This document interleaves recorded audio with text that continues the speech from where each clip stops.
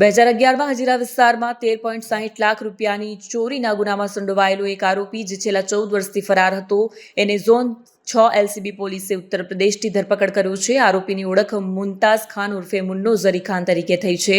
2011માં Hazira police સ્ટેશનમાં ગુનો નોંધાયો હતો. આરોપી લાંબા સમયથી પોલીસથી છુપાવી રહેતો હતો.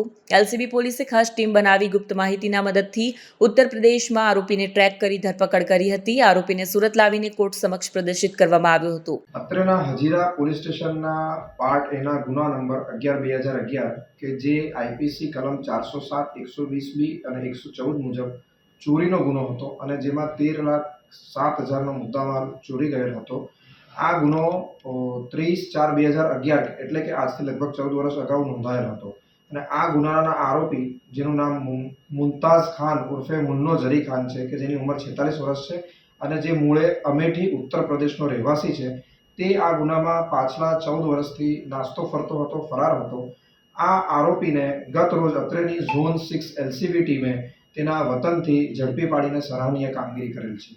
આ કામગીરી કરવા માટે તેને ઝડપી પાડવા માટે ટેકનિકલ સર્વેલન્સ તેમજ હ્યુમન ઇન્ટેલિજન્સનો ઉપયોગ કરવામાં આવેલ છે. આ આરોપી ડ્રાઈવરી કરતો હોય તે દેશના જુદા જુદા ભાગોમાં સંતાતો ફરતો રહેતો હતો અને તે પોતાના વતન ખાતે એક પારિવારિક કામે આવવાનો હતો એવી બાતમી મળતા એલસીબીની ટીમે ત્યાં પહોંચી 3 દિવસ સ્થાનિકોનો વેશ ધારણ કરીને વોચ રાખી, તેની ગતિવિધિ પર વોચ રાખી અને આરોપી એ મુન્નો જ હોવાની ખાતરી થતાં તેને ઝડપી પાડેલ છે અને અત્રે લઈ આવેલ છે.